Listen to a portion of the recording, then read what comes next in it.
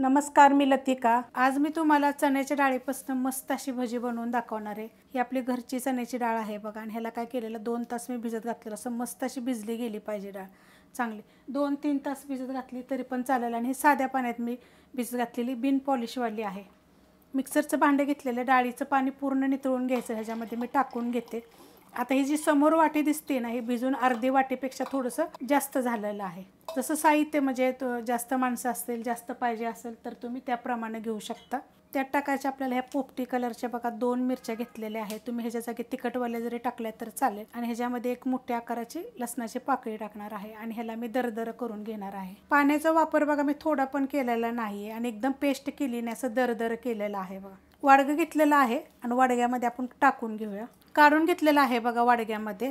तर अशा पद्धतीत दरदर करून घ्यायचं, एकदम पण बारीक अशी पेस्ट करायची नाही, त्यामुळे काय होतं चवीला छान लागतात। मीडियम आकाराचे 2 बटाटे बघा खिसून स्वच्छ धुवून मी पाणी पूर्ण नितळून घेतलेलं, तर हे पण आपण काढून घेऊया।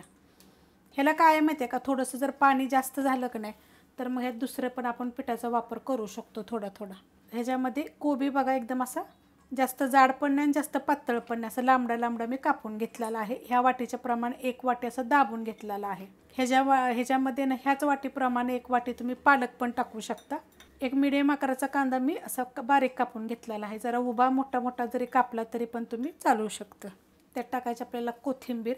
आपण कमी तिखटवाली मिरची टाकली होती, त्यामुळे एक छोटा अर्धा चमचा मी मिरची पावडर घेतलेली आहे, आणि ती तिखटवाली घेतलेली आहे। ह्याच्यामध्ये टाकायची थोडीशी हळद, 1 चमचा जिरे धने पावडर टाकलेली। ह्याच्यामध्ये दरदरी कुटून जरी तुम्ही टाकली तरी त्याची चव छान येते।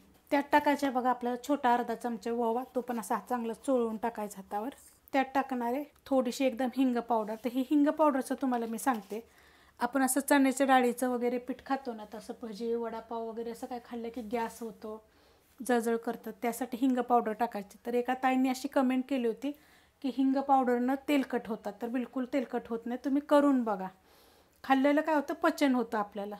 चवीप्रमाणे टाकायचं मीठ, आणि हे काय करायचं माहिती आहे का, आपल्याला असं दाबून दाबून चांगलं कालवून घ्यायचं आहे।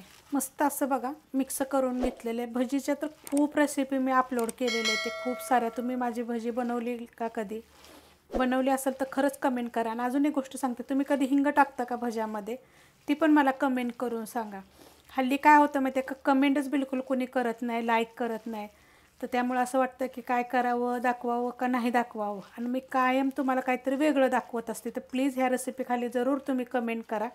तर अशा पद्धतीत बघा हे झालेलं आहे। आणि आपण जेव्हा हातानं असं चांगलं दाबतो की नाही, तर असं दाबून दाबून असं पाणी सुटलं जातं, आणि हे असं आपलं बघा सॉफ्ट होतं। त्यामुळे काय करायचं, कुठली पण वस्तू आपण ह्यात जे टाकतो ना, पूर्ण पाणी नितळूनच टाका, म्हणजे जास्त ओलसर होत नाही। त्याच्यामध्ये बघा 1.5 चमचा मी बेसन पीठ घेतलेलं, तर ह्या बेसन पिठाच्या जागी तुम्ही तांदळाचं पीठ पण घेऊ शकता। तांदळाच्या पिठानं पण काय होतं माहिती आहे का, कुरकुरीतपणा खूप येतो। आता हे काय करायचं, मिक्स करून घ्यायचं। मस्त बघा मिक्स करून घेतलेलं आहे। आणि चण्याच्या डाळीची ना, नुसते चण्याच्या डाळीची ना न काय वापरता सुद्धा मी भजी अपलोड केलेलं, खूप छान लागतात बरं का, ते पण एकदा करून बघा तुम्ही। आता ह्याच्यामध्ये छोटा 1 चमचा मी तांदळाचं पीठ घेतलेलं आहे, ते पण ह्याच्यामध्ये आपण मिक्स करूया।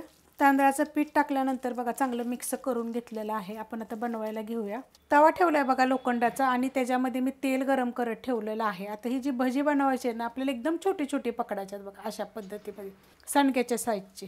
गॅस आहे मीडियम, जास्त मोठी नाहीत पकडायची। आणि ही जी भजी मी बनवलेली आहेत की तुम्हाला मी सांगते, ह्या भजीची तुम्ही ना कालवण पण बनवू शकता बरं का, जशी सुकी भाजी, लपथबी भाजी अशी बनवायची। ज्यावेळेस तुम्ही जेवाय बसल का नाही, त्या टायमाला त्याच्यामध्ये टाकायची, एक उकळी काढवायची, झाकण ठेवायचं, उकळी काढून आणि जेवायला घ्यायचं। मस्त लागतात बरं का, असं जर करून खाल्लं तर तसं पण चाललं। आता हे मी सोडून घेते, सोडून घेतल्यात बघा एकदम छोटी छोटी। आता एवढीच आपण चांगली फ्राय करून घेऊया। ह्याच्यामध्ये पाहिजे तर तुम्ही 1-2 मिरच्या पण मधोमध चिरून टाकू शकता। हलवून घेऊया, एकदम कडक होतात बरं का, इतके छान होतात। ते दिसत असेल तुम्हाला असं खाली थोडेसे, आपला लोखंडाचा तवा असल्यामुळे मी तेल बी कमीच टाकलेलं आहे, चिटकतात पण इतके चविष्ट लागतात का नाही। हे जी लपथबी भाजी म्हणा, पातळ कालवण म्हणा, ग्रेव्हीवालं म्हणा, खूप छान लागतं। वाटलं तर काय करा माहिती आहे का, तुम्हाला अजून एक सांगते, कढी बनवा, जी आपण कढी बनवतो ना ताकाची किंवा दह्याची, थोडीशी आंबट असावी पण, आणि त्याच्यामध्ये जरी तुम्ही हे सोडलं तरी चालू शकते बघा, खूप छान लागतं। आम्ही तर असंच काय काय वेगवेगळं करून खातो। तुम्ही जरूर मला कमेंट करून सांगा, तुम्ही असं काय वेगळं करून खाता का, खात असेल तर मला मेसेजमध्ये सांगू शकता तुम्ही। मस्त असे बघा फ्राय झालेले आहेत गोल्डन कलरवर। ह्याच्यामध्ये बघा आपण सोडा वगैरे काहीच टाकलेला नाही आहे, असेच बनवलेले आहेत. आता हे असे नितळायचे, तेलकट होत नाहीत, काही नाही. तुम्ही असे संध्याकाळपर्यंत जरी ठेवले का नाही तर तसेचे तसे राहणार बघा, मस्त राहतात आणि खूप चविष्ट लागतात. हे काढून घेते आणि एक तुम्हाला मी तोडून पण लगेच दाखवते. गरमच आहेत बघा, मी खाली आत्ताच काढून घेतलेले आहेत, एकदम कुरकुरीत कडक एकदम. हे बघा, कोणतं पण घ्या, मस्त आणि चविष्ट एकदम. ह्याला काय होतं माहिती आहे का, थोडंसं चांगलं मिक्स केलं का नाही तर ह्याला सोड्याची पण गरज पडत नाही. खूप छान असे राहिलेले मी अशा पद्धतीत बनवून घेते. रेसिपी आवडली तर लाईक करा, सबस्क्राईब करा, कमेंट करा आणि शेअर बी करा.